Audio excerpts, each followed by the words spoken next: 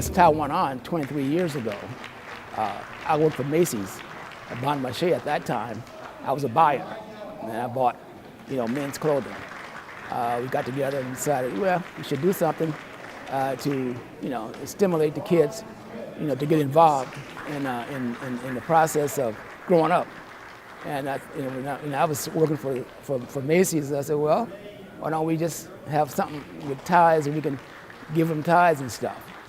And so we started, the tie went on. We came over, talked to the Olympic Hotel at that time to see if they would let us house the Taiwan on here. They agreed to it. And so the first 5 or 6 years, I used to get all our overrun, ties that nobody would buy. And I would always bring those and give them to the kids. And the kids used to complain about how lousy the ties looked. And actually, a guy from the tie manufacturers called us, the tie manufacturer located here in town. He said, we saw you guys on TV, and you guys are doing something that's related to my business. And he said, I'd like to talk to you guys. I'd like for you to come down to my office, to my factory, and maybe we can have a coffee and lunch and talk about maybe we can, coordinate, our efforts. And so we went down, and and so we was telling them what we were doing. And then he said, well, why don't you guys have the kids design the ties, and I'll send some of our artists out, and some of our people from the factory to teach them how to design ties.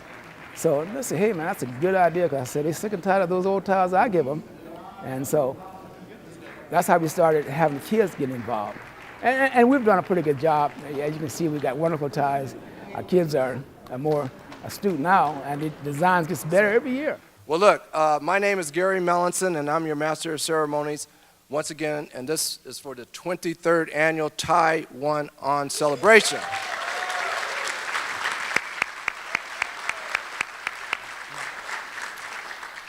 And as you, those of you who were here earlier, you recognize us calling in these young men by name. Ralph Bayer did an excellent job as always. Thank you, Ralph. And let's, all you young men, please stand, because this is about you this afternoon. Please stand.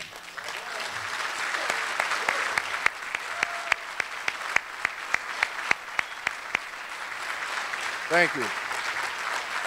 Thank you. Good job. All right. Woo. You're our future right here. Stand in this room. This is our future. Keep it up. Good job. Thank you. Thank you. This is about you. We're celebrating you and your successes and your future successes. Okay?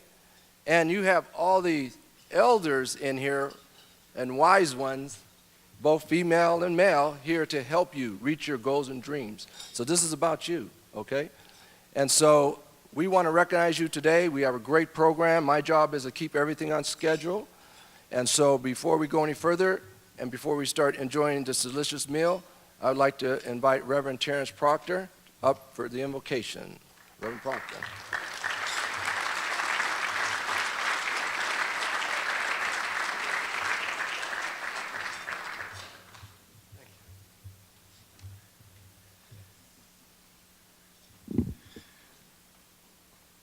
Hello, everyone. So we are honored to give the invocation, invoke the blessings of the Most High, even on this occasion. And I would just pause and say we have the opportunity to work with some of the most phenomenal young men in this area, even as we look at the current events on the news and in the paper and online of how many young men are dying in the streets of Seattle. And that is true, but that's only a part of the equation. There are some young men in here whose life has not been a crystal stair, but they're here and they're thriving and they have goals and dreams and ambitions. And so can we just celebrate that there's two sides to every story? And we're here to celebrate you, even as you've made the choice to live and not die. So now we just bow and pray and invoke the presence of the Most High. Sovereign God, Creator and Sustainer, to you we bow in the sufficiency of your sovereignty to smile favorably upon this occasion, on this august body.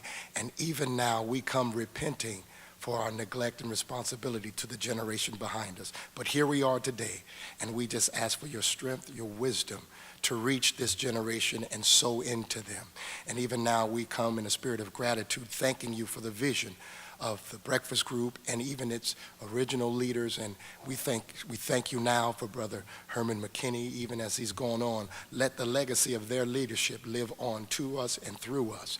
And so now smile favorably upon this occasion. Bless the food, bless the conversation, and most of all, bless the next generation of mighty men. And as this is our prayer, together all the people said, amen. God bless you.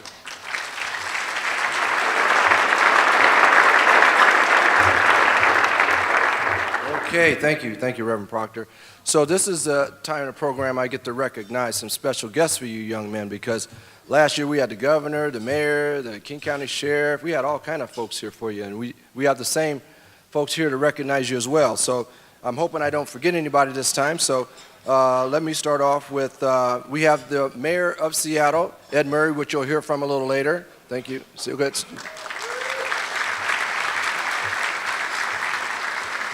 And you have a special surprise guest, the former mayor of Seattle, Norm Rice.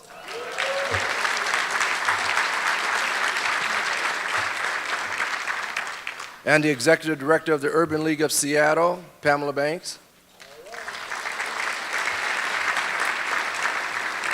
And King County Council Chair and Breakfast Group member Larry Gossett, who will be coming up for a read a proclamation. And last year, this person was running for a school board, and he's now officially on the school board, Stefan Blanford.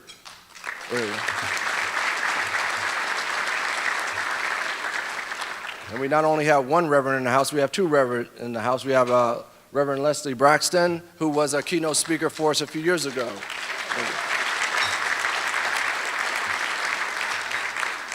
And we have a candidate for the state senate office. Is it Shelley Sechrist? There she is.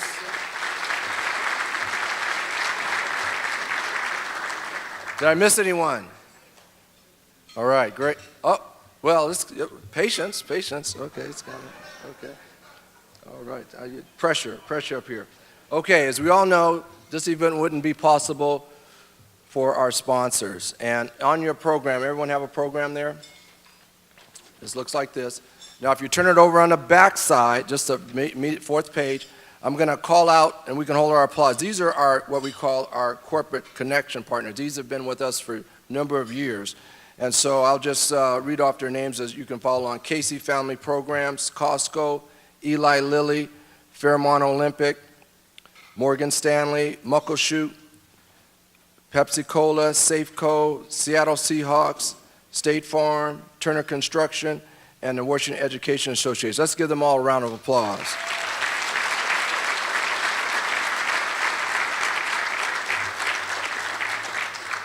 So now I have to give a special, the Breakfast Group, and while I mentioned the Breakfast Group, we recognize you young men, but I would like all the Breakfast Group members to please stand.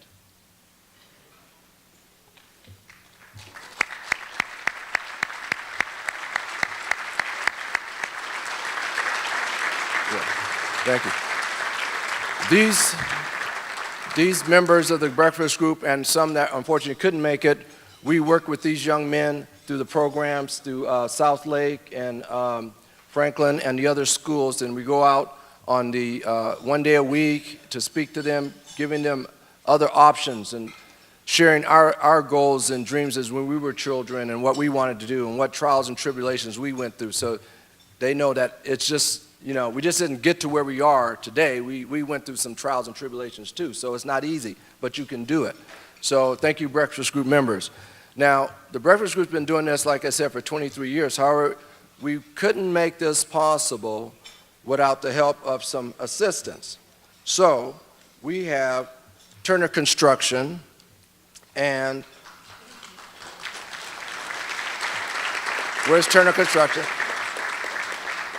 And Dan, Jim from Turner Construction, would you please stand? There he is. And Ruby Jones, please stand. Now, they've been our co-partners in this event for, I've lost track of the years, and without them, this would not be possible, because in your program on the opposite page, there's a number of other sponsors.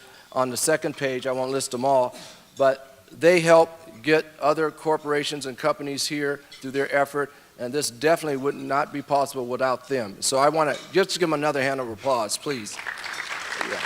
Yeah. Can I have the staff? Let me have the staff of the Turner Construction please stand. That's helped out as well. I think they're back here. All the staff, let's go. Yeah. Thank you. Okay, so let's see, what's next? Moving right along. Okay, this also wouldn't be possible without, how's the salad? Okay, the best is yet to come.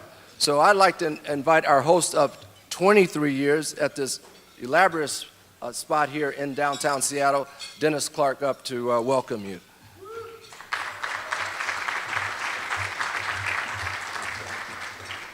Thank you, Gary. I'm Dennis Clark. I'm the general manager of the hotel, and I've had the distinct pleasure and the privilege of being able to get up and welcome you folks for the last 10 years here. So I've enjoyed my time here at the Fairmont. We're thrilled to be able to sponsor and to be partner with this group. And in the hotel business, for all you young men, in the hotel business, we see a lot of very young people that start in our industry and start here. And I've been privileged to firsthand see the impact that mentors have on these young people as they take on their roles in the hospitality industry and then go into management and then grow to do what they do. Myself, I started washing dishes 35 years ago. I have no college education, but I've worked with some great people that taught me how to lead, taught me how to manage, and suffered with me through my mistakes. And I know we all make mistakes. And one of my biggest contributors to my success one time told me, Dennis, everybody fails. You don't become a failure till you start blaming other people. So he was brilliant about that, because I was making an excuse for something, and he told me, you have to own it, you have to learn from your mistakes, and you have to move forward, and your mentors are a great part of that process. So I congratulate the mentors for taking the time and showing the love to these young men to help them get on with their lives and be successful.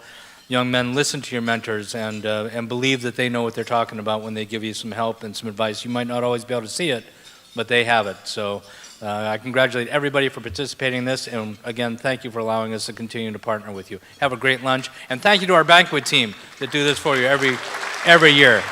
Thank you very much.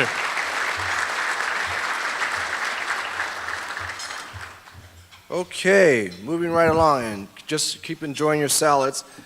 In your program, you saw that the Congressman Adam Smith was going to be joining us. Unfortunately, he was not able to, but I think we have someone that's, in my opinion, better looking to represent him, and that's the Deputy District Director, Deborah Intimon, to welcome you from Adam Smith's office. Deborah, where did you disappear? There she is.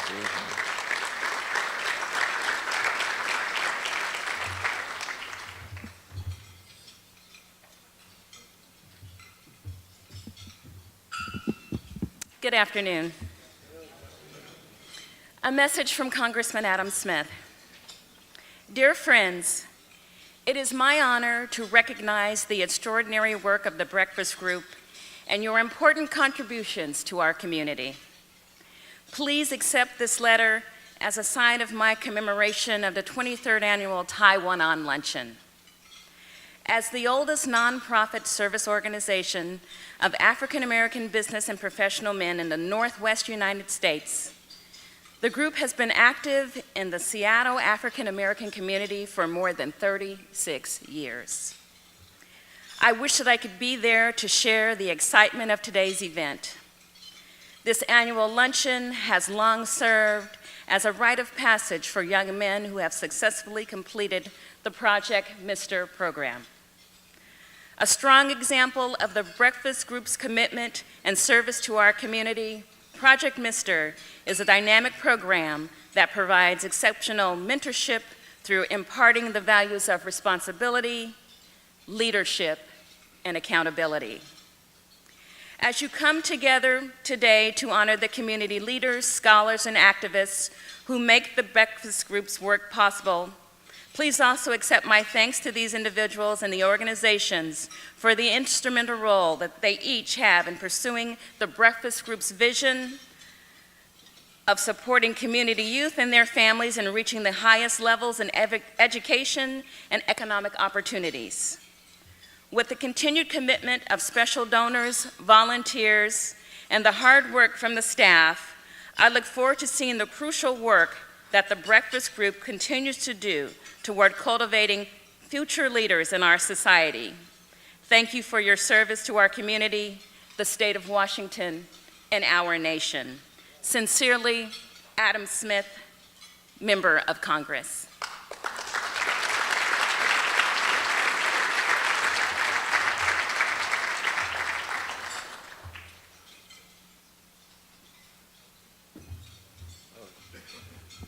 Thank you, Deborah. Now, as mentioned earlier, we welcomed him, and now I'd like to invite the Mayor of Seattle, Ed Murray, in to welcome you as well. Thank you.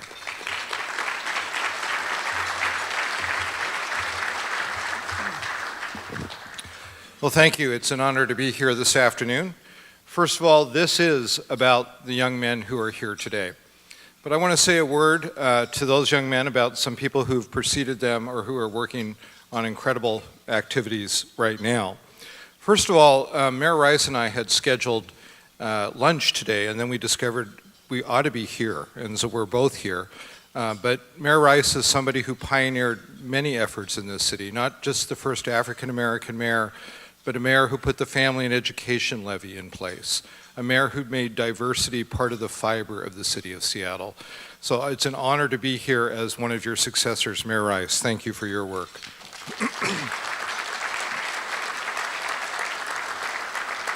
I also want to honor somebody who I know you feel the loss of today, and that's Herman McKinney. I got to know him when I was part of a Leadership Tomorrow program in 1995, and he was running the institute that was part of the chamber, creating jobs.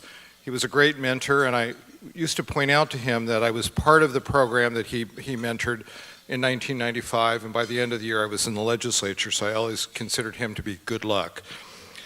He was a pioneer in founding this organization that's making a difference today. Somebody who's not here because he's hard at work, and that's Harry Bailey, who I appointed as Chief of Police of Seattle. And Harry has done some things that needed to be done in our police department. For the first time in the history of the Seattle Police Department, there is more than one African American in the command staff. There is more than one woman in the command staff. There is more than one African American captain. And, yes.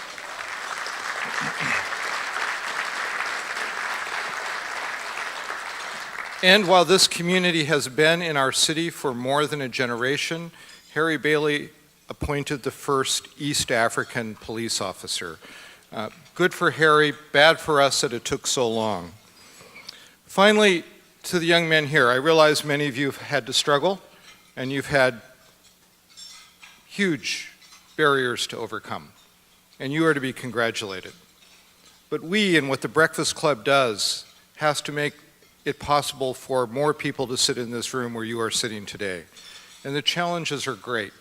47% of African American children in the city of Seattle live in poverty. 4% of Caucasian children live in poverty. The graduation rates from our high schools are not what they should be. They've improved, but there are still thousands of young people, particularly young African American men, who do not graduate from high school. That is why the work of this Breakfast Club is so important. That is why this is the 23rd year, and it's a year to honor and celebrate what we've done, what you have done, but we have much more to do to turn those statistics around. Finally, Gandhi used to say about change, first they ignore you, then they laugh at you, and then you win. I think the young men here today are a living proof of Gandhi's words. I think the Breakfast Club's work is living proof of those words. And I think when we finally overcome this issue of poverty and graduation rates, those words will ring true. Because first they ignore you, then they laugh at you, and then you win. And the young men we honor today, you have won. Thank you so much.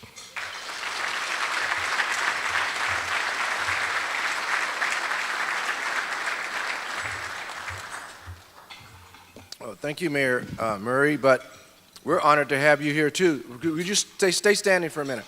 Because he took this special day to spend with us. Today is his birthday. Right. So we don't have time to sing to you, but I'm just going to say happy birthday real loud, and you guys just do one clap, okay? Happy birthday. Good. Yeah, okay.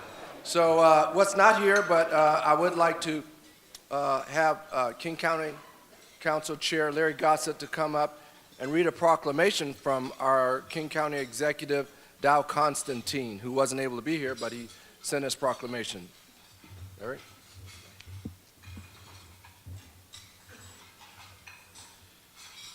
Let's begin by giving it up for our esteemed and very dapper Master of Ceremony person, Mr. Gary Melanson.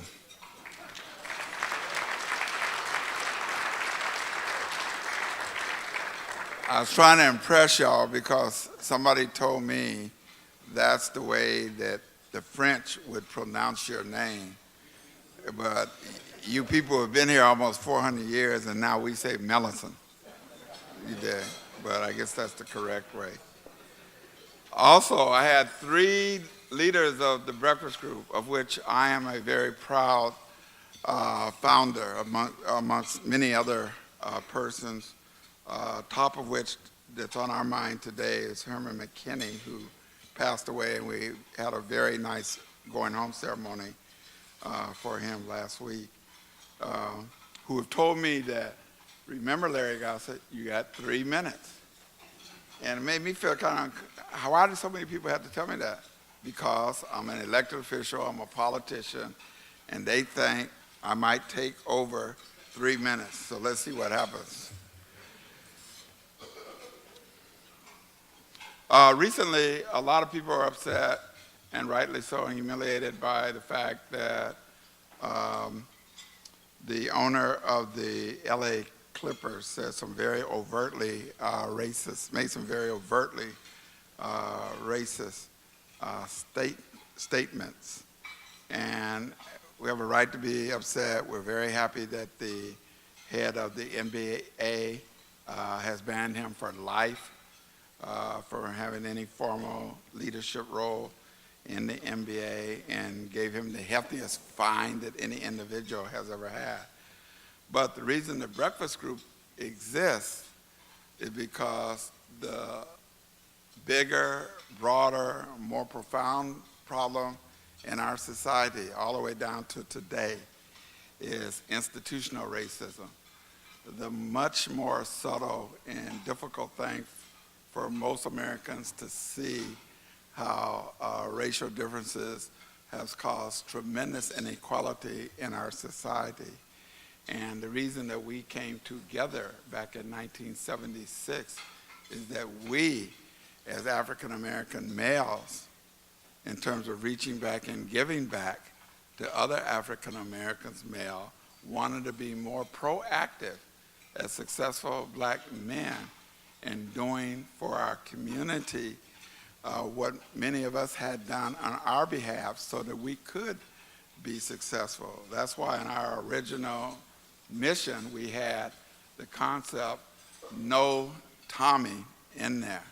We were here to reach out and help the poorest of the poor in our community, and we're still trying to do that, particularly through education and economic development.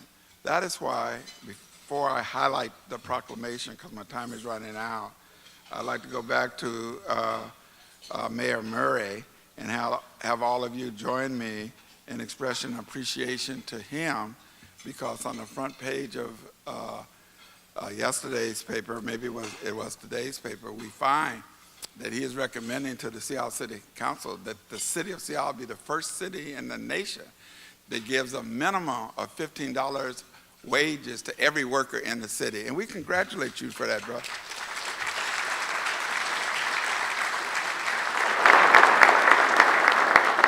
And it's within that context that the Breakfast Group is very proud that we've given over $600,000 that we have raised. Our average member makes about $95,000 a year, so we're successful. We don't have to be coming together to figure out what we can do. but we do it, and I think we should be very proud of that. Our county executive, Dow Constantine, was not able to join us, so I'm going to highlight some of the things that he was going to say during the 1 minute I have left.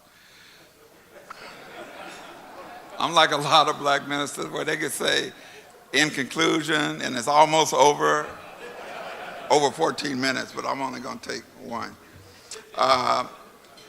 This proclamation from Martin Luther King Jr. County, and we're very proud that this is the only geographic jurisdiction in the world community named after Dr. King, reads as follows. Whereas, established in 1976, the Breakfast Group is the oldest non-fraternity, all-male African-American organization in the Pacific Northwest, and is dedicated to creating educational experiences and economic initiatives to help close the achievement gap that affects low-income African-American and minority people and other at-risk males in particular.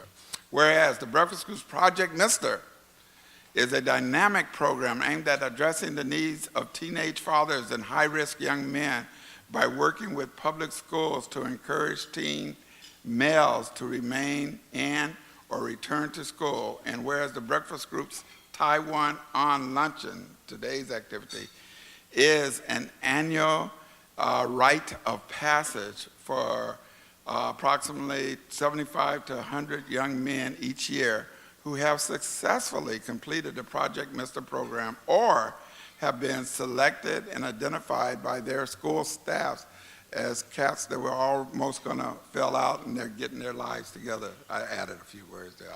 It doesn't say cats. You dig what I'm saying? Whereas students are paired at the luncheon with a member of the business community, acting as the student's host for lunch, and each student receives a necktie and a dress shirt as a symbol of passage into adulthood. And whereas finally, the 23rd annual Taiwan On Luncheon will be held today, Friday, May 2nd at the Fairmont. Now therefore, I, Dow Constantine, and I, Larry Gossett, on behalf of the county executive and the King County Council, do hereby proclaim May 2nd, 2014 to be the Breakfast Group Project Mister Day throughout Martin Luther King Jr. County. And we call upon King County residents to support the Breakfast Group's efforts to help young males of color and all disadvantaged people stay in school and make a successful transition into adulthood. Thank you.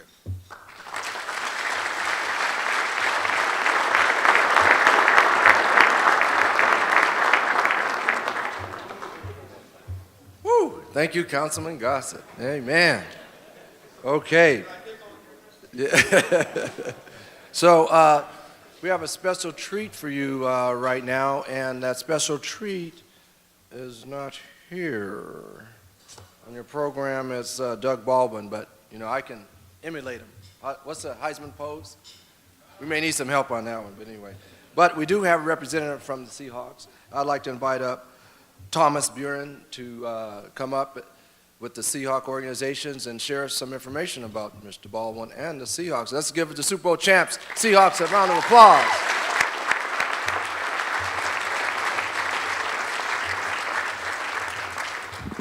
Thank you very much for having us here today. It's a very special day for you young men.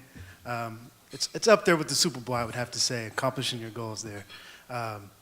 It's very important to just go for those goals. You know, we love doing this. We've been here for about 10 years working with the Breakfast Group. It's a great cause, and we want to continue doing these type of activities and events with you young men and make sure that you guys go and accomplish those goals that you guys are heading for. With that said, somebody else who's also working on their goals right now, the reason why he couldn't be here, is Doug Baldwin. He has a video for you. I think we're going to play that right now. Good afternoon, guys. It's Doug Baldwin with the Seattle Seahawks. First and foremost, I just want to say that I'm honored to be able to talk to you guys at the Breakfast Group's 23rd annual Taiwan On event. A couple things I want to talk to you. I won't take too much of your time. The first thing I want to talk about is encouragement. Life is a journey. My mom used to always tell me that it's not about the destination to get there, it's about the journey to that destination. It doesn't matter where you start. It's the hard work, the dedication, everything that you put into that journey that's going to allow you to get to where you want to be. So it doesn't matter where you come from, where your family comes from, or your ethnicity. It's not about where you start. It's about how you finish. You know, me growing up in a small town in Pensacola, Florida, we didn't really have much resources. You know, you guys just had to figure out their way. I found my way. I was able to dedicate my time and my hard work in high school, give myself an opportunity on the football field, put all that stuff together, and was given an opportunity to go off to Stanford, one of the most prestigious institutions in the country. I was blessed with that opportunity, and I didn't want to take it for granted. So I went to Stanford. I had my struggles. It was difficult. There were times that I thought I wanted to go back home, that I was going to quit, but I stuck through it. That dedication, that hard work, I maintained it and gave myself another opportunity, and didn't get drafted to the NFL, but was blessed with an opportunity here with the Seattle Seahawks, and I made the best of it. Went on to lead the Seahawks in every category pretty much as a receiver my rookie season, and broke some records. And now I'm here today to be able to talk to you guys and tell you that it's not about where you start, it's about how you finish. Thanks, guys.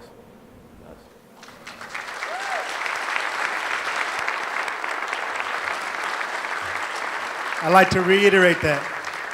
It's not about where you start, it's how you finish. So keep going, guys, all right?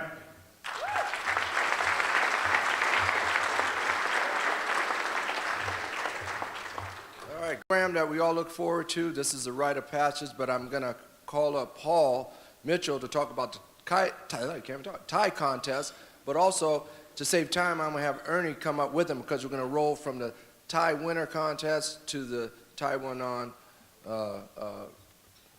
rite of passage. Come on up. This is Paul Mitchell right here. You guys recognize Paul? Yeah. Ernie Dunston right here. Yeah. That's my dad coming up here. Gee, you know, it's always a great honor for me to come up here and announce the winners. But as always, Ernie give me a limit because he said I talk too much. But what I'm going to do is invite the winners. The winner, I'm going to start the third place winner from Franklin, Austin Canoe. Where's Austin? Come on, Austin.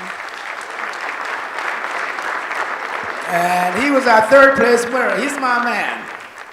He's a guy I can't catch in the morning to help me sell ties at the University of Washington at 7 o'clock in the morning. He said he stays out too late. And the second place winner was Lorena Pina. Pina, is she here? Pina.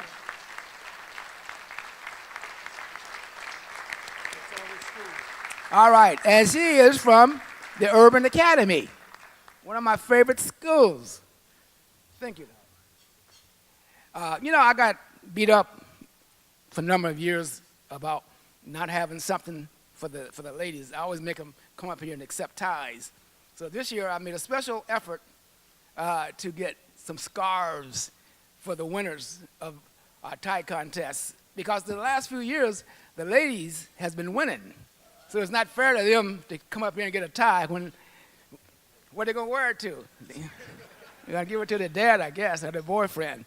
And nobody wear ties anymore. But anyway, I got a nice scarf made this year for the ladies. Thank you. And our winner was Retrina Crawford. Is she here? From the Urban Academy.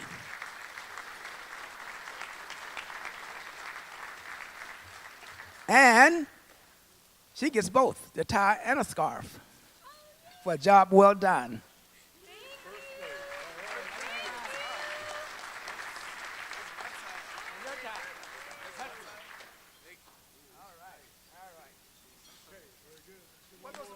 What was the picture, man?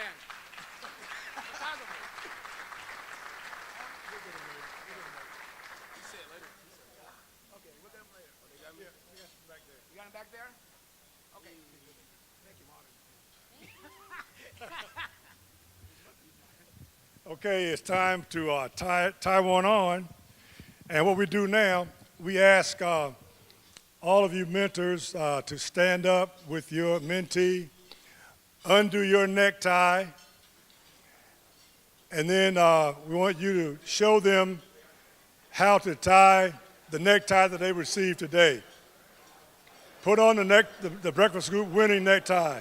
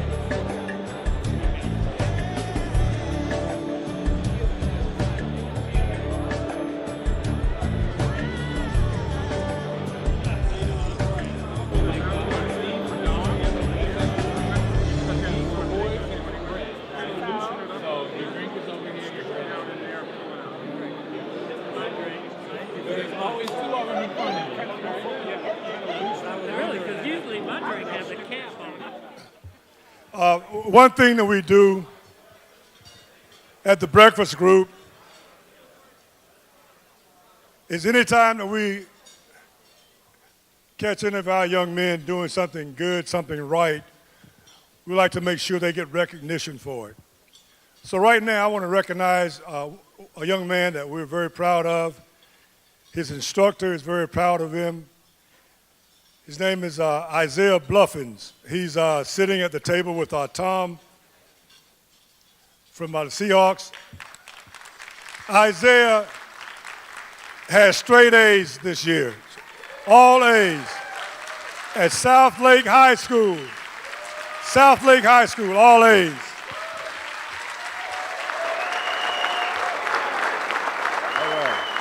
So, okay, now the moment you've been waiting for. And in your programs, our keynote speakers you can see.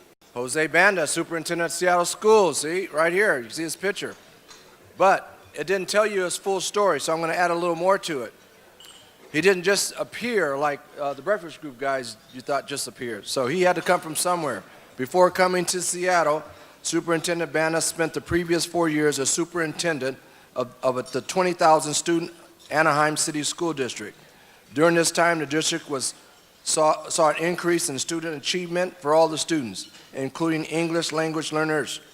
In addition, the district narrowed the achievement gap in 19 of 24 schools and met their school-wide academic performance. Under Superintendent Banda's direction, the district created a focused approach to instruction, assessment, and intervention, while at the same time maintaining fiscal solvency during one of the worst economic downturns. Superintendent Banda also developed strong relationships with the business community, city government, and service organizations, as evidenced by an innovative math partnership with the Mine Institute and a successful passage of a $170 million construction bond in 2010. Please join me in welcoming Superintendent of Seattle Schools, Jose Banda. Jose Banda, I said it.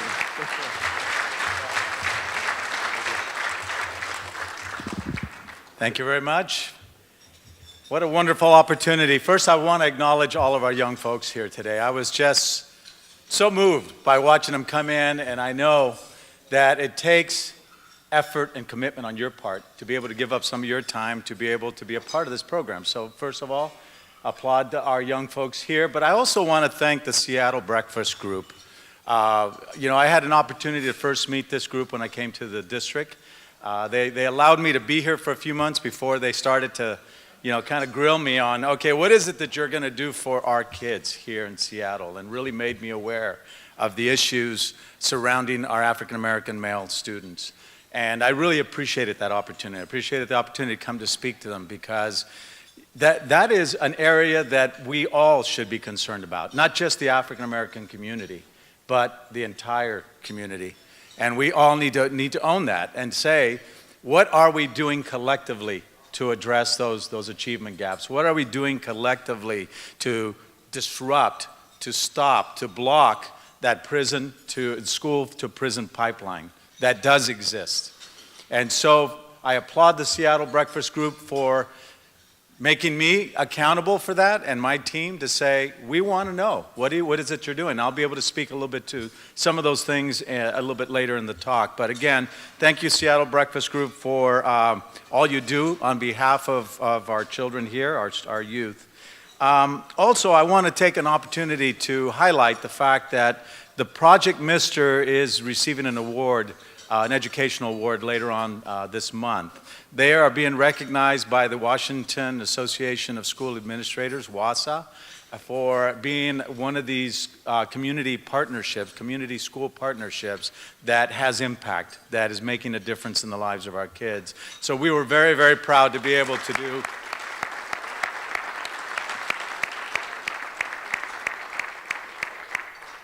It's a group that's very deserving, because the groups that get recognized for this are doing the heavy lifting in communities. They are giving up of their time, and we've heard that today, that an immense amount of time that's given up to be able to spend time with the youth and providing that mentoring.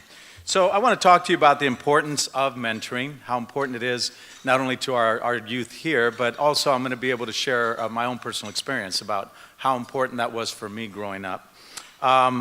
Part of what they provide is role models. We saw that earlier when we saw a football player up on the screen, and we had an opportunity to hear. He's a role model. He's an athlete, but he's a role model who talked about the meaning, how meaningful it is for us to be able to work together in support of our communities. So you are role models for our students, just like teachers, just like our parents, just like coaches, just like principals. You're community members who are providing an important support for our children. The statistics out there show that if an adult spends time with a youth, and time means connecting with them, checking in on with them. I'm sure that happened with these relationships, even if it's just to say, how are things going? Did you go to school today? What were the issues? Why didn't you go to school today? Just somebody checking in with them. The success rate for those students go up significantly, because what happens is those students know someone cares. Someone cares about them, someone is following up on them, somebody's holding them accountable, somebody's giving them that nudge that they need to be able to successfully complete their journey through Seattle Public Schools. So to our students in the room who have been lucky enough to have a mentor, I just want you to remember what that feels like, because you are the next generation of leaders for our community and for our city. And the idea is that you will in turn become mentors and become role models for the youth that are coming behind you. So I grew up in a very rural setting. My parents migrated from here from Texas. I was actually born in Texas. But they migrated to California seeking a better life. And that better life was just being able to put some food on the table, being able to make sure that their kids had clothes, making sure that we could get an education. And so my dad settled into the countryside outside of Bakersfield. His first job when he got here was to pick cotton. Those are the days before the machine. So out there in the hot, and if those of you, I was talking to some folks who are from Fresno, from the valley, they know how hot and dry the Central Valley and San Joaquin Valley can get. So my dad toiled out there, doing his best, and then once I got old enough, I was out there. You know, all my brothers and sisters. I was one of 7. So that was part of our family unit. That was part of our bonding, actually, was to say, what are we doing to contribute to our family to be able to put that food on the table?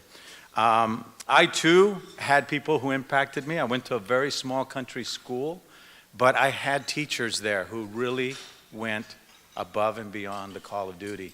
These were teachers who not only did their very best to educate children in classrooms, but took an interest in our personal lives, took an interest when they saw us faltering, when they saw that learning to speak English was going to be a little bit of a challenge, because I was a Spanish-speaking student when I came to school. And so for me, having that unit of support at school and having these teachers be my mentors, to provide a role model for me, actually, because I didn't know any different other than the ranch and the farm. I didn't know what other life existed out there. So I did have an opportunity to be supported through my school, and it made a difference because I was someone who actually loved going to school. I looked forward to going to school. For some reason, I just was really excited about the possibility of learning and all the learning that I could take in. Also did that through books. That's how I explored the world. I didn't get outside the farm very often, in fact, hardly at all, but I was able to see what that world was like through literature. So education gave me the opportunity to not only be the superintendent of Seattle Public Schools, but it gave me the opportunity for a different life. And in turn, because I am a parent, my kids are grown up, it gave me the opportunity to break that cycle of poverty. Otherwise, I would also be out in the farm. Not that that's a bad lifestyle, it's a very humble, very hard lifestyle, but there's not a lot of future there. And so for me, it gave me an opportunity to be able to break that cycle, but also do that for my children. Both of my kids are young adults. They're both college graduates. My daughter's in Southern California working. My son is in South Korea, Seoul, South Korea, teaching English. And so otherwise, I don't know where we would have been repeating that cycle of not having those opportunities provided to us. One of the most pivotal people in my life was my school principal, elementary school principal. When I was a senior in high school, she still had other siblings, my younger siblings, brothers coming through the school system, so she asked them to contact me and have me go out there and talk to her. So I always did what she said. She was a really tough lady, but she was a very caring person, and so I went. She asked me, Joe Luis, that was what she called me, what are you doing? So you're going to be graduating pretty soon, aren't you? And I go, yeah. She goes, so what are you doing? What is it? What are your plans beyond high school? And I should pause for a little bit because I had to be very careful what I said to her. I didn't want to disappoint her. But I really didn't have a plan, believe it or not. Here I was a senior, 6 weeks away from graduating. I really didn't have a plan. There was a little bit of disconnect for me about the next step beyond high school. And so for me, I said, well, I'm thinking about joining the service, and I did. I was thinking either I was going to go work on the farm or join the service just to give me an opportunity to get outside of my world there and explore the world. And I said, I'm thinking about joining the service. And she said, you're going to college. She didn't ask me. We didn't have a long discussion about it. She just said, you know what, you're going to college. And I just paused and I said, okay. And she said, I don't want you to waste the opportunities that you have before you. She watched me grow up in the school system. She knew I had the potential and the abilities and the intelligence to go beyond what I had set as my bar. And so, I'm thankful to this day because I think that was a very pivotal moment for me to push me, to nudge me, to get that nudge that we all need, young folks, that nudge that we all need to continue to persevere because our life has challenges. Your lives have challenges. I think the real success for all of us would be, what do you do with those challenges? You can look at them and let them create barriers for you to continue, or you can look at them as opportunities. What do those challenges present to you in terms of opportunities? And so it's a matter of attitude. So take a look at those challenges that you still lie before you to finish high school, to get into college, and then figure out a way to continue to circumvent those challenges and make them opportunities. So I want to talk a little bit more about the importance of education. I'm a lifelong educator. I've spent my entire career in public education. I'm very proud of it. I started out as a classroom teacher. I taught 5th grade, 2nd grade. I was a vice principal at the elementary and high school levels. I was a high school counselor. I worked in HR at the district level. I worked in curriculum and instruction, and I've been fortunate enough to be an urban school superintendent, which is a challenge all in of itself. But I'm very, very proud of the fact that public education continues to provide our kids, our children, with those opportunities for success. And so with that, we continue to have that as one of our focus areas with Seattle Public Schools. We know that we have the commitment, and I have several of my staff here who do tremendous work, put 60, 70-hour work weeks, working evenings, to make sure that we can support our children to have success. So I'm very proud of that, but we also know that we can't do this work alone. Not that we don't want to try, but it's not possible. If you really want to have success with every student, it requires us to have a village. It requires us to have a community. And so we look towards partnerships, like with the Seattle Breakfast Group, with Project Mister. We have a lot of partnerships across the city because we welcome those opportunities. We welcome the support systems that are there. We welcome the opportunity for us to learn from you about how to make sure that we're reaching each and every one of our students in Seattle Public Schools.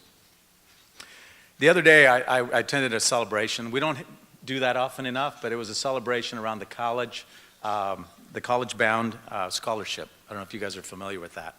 But we had an opportunity to acknowledge the hard work that counselors, vice principals, principals, teachers are doing to support children. Part of that is mentoring. It's counseling, advising, mentoring. And they had two of the students who actually had been a part of that. And so to receive the college-bound scholarship, students and parents have to commit in their 8th grade year that they will commit to graduating from high school. And if they graduate from high school and enroll in college, they're going to have scholarship tuition monies available. And heard from two of the students who spoke. And I have to tell you, that was one of the most moving times of my career, to listen to their personal stories. One young man is Honduran. His parents came from Honduras, his mother, single parent, and talked about when he was a 9th grader at Garfield High School, his mother was deported back to Honduras, and he stayed behind. And he said it was a very difficult year for him, his 9th grade year, but he relied on family, he relied on friends to help him get through this difficult time. And here he is, you know, already in his first year of college, and to listen to him speak so eloquently, so confidently, so articulately, you go, this is what we need to provide to every one of our students. The other young man was Asian descent. He talked about how, you know, he really didn't think about what that piece of paper meant until it really kicked in his freshman year in college, and said, wow, I didn't realize the power of that signature and the piece of paper that allowed him, that gave him the opportunity to go to college. Otherwise, he wouldn't be able to afford it. He wouldn't be able to afford the tuition, wouldn't be able to afford the books, and again, the door would be closed for an opportunity for someone with tremendous potential. So our work collectively, whether it's Seattle Public Schools, the Seattle Breakfast Group, we have a lot of business and community members here.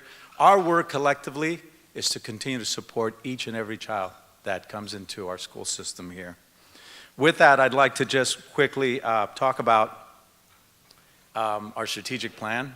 You know, we developed that jointly with our community. It included a tremendous amount of folks. Our main task force was 70 people large. I've never seen a task force operate efficiently with that many people, but it did. And we heard from every segment of our community. We heard from business community, we heard from parents, we heard from staff, we heard from, you name it. I mean, I think we had pretty much everyone. We heard from people from the city. We had somebody from the mayor's office that was a part of that group, to be able to help us devise a plan that we know will serve our students and help in their success. So real quickly, I want to outline. We were able to distill 20-something goals into 3 goals that we think really have tremendous impact. The first goal is to ensure educational excellence. Who doesn't want that? But we really pushed hard to have and equity, okay? That was a debate. It's a debate pretty much anywhere, but, you know, where does equity, you know, it was kind of buried in one of the sub-goals, one of the objectives down the road, and we had a lot of conversation around that and said, if we really stand for equity, access, and opportunity if we really stand for providing for each and every child, then we need to make sure we have equity. So ensuring educational excellence and equity for every student in Seattle Public Schools. The second goal was continuing to improve our systems that support students, and people will oftentimes look at us, go, systems, what does that mean? Well, the systems are the things that provide for the system to the organization to operate efficiently. So we have a lot of people, we're really people-driven organization. When you look at our budget, it is 85% to 86% is on people, and as it should be, because you have teachers, you have counselors, you have vice principals, principals, office people, cafeteria ladies, people who drive buses, people who clean the buildings, people who maintain the buildings. These are all essential functions. So we need to make sure we continue to improve our systems, our data systems, our accountability systems that support student outcomes. That was the pivotal one for us. It wasn't just improving systems for the sake of improving systems, but what do they mean in terms of improving our student outcomes? And then the third one of those is what I've been talking about, this whole first part of the speech, is our commitment to partnering with our families and our community. And so in there it talks about continuing to strengthen those. And we have reached out to our parents because we know parents are our students' first teachers. We know that our parents also need the support and need to have those skill sets that best support their students, not only to be successful in 5th grade, 2nd grade, high school, but to be focused on beyond the 12th grade in Seattle Public Schools, because our job, our mission is to make sure we prepare every student for college, career, and for life. And that remains our commitment to this day. So we do have achievement gaps. We've made tremendous growth, tremendous strides, but we also recognize that we still have a ways to go. And you have to recognize those things. The breakfast group knows that we've talked about disproportionality. You know, that is a concern for a lot of us. There's a disproportionate amount of black male students who get suspended over their white counterparts. We have a disproportionate number of students of color who get placed into special education instead of put into challenging classes. So we recognize that those are issues. We recognize that those are areas that require improvement, and we're committed to doing that, and we welcome those opportunities to engage our community to help us do that. And then I know that our students have to catch the buses, but we're also committed to making sure that we continue to improve on our standards, and that drives the rigor of instruction and curriculum that we present to our students. So the work is immense. The challenges are great, but we really embrace that opportunity to do those things. My team embraces the opportunity to be able to work on those things, and we welcome every partner out there who wants to come in and be a part of the change that we're creating with Seattle Public Schools. And that is, again, to ensure that every student is successful. So I want to thank you for this opportunity to be able to speak to you today. I look forward to continuing to move the bar, to set the bar high for kids, to continue to make, ensuring that every student has a quality education that leads them into that successful next part of their life. So again, thank you very much. And with that, I'm going to hand it over to Mari. Thanks. Thank you, Mari. Can we have all the students stand up in the room for a second? Let's give a round of applause to the students.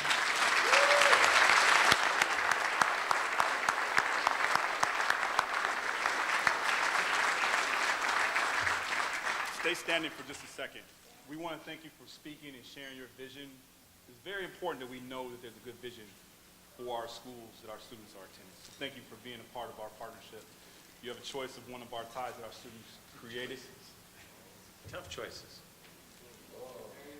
Oh, yeah. We look forward to our partnership.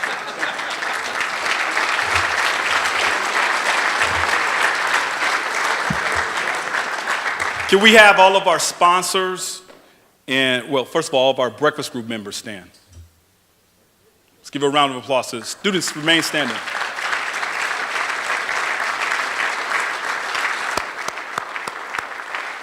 All of our guests and sponsors, and anyone else in the room, please remain standing. Let's give a round of applause for everyone who is here today.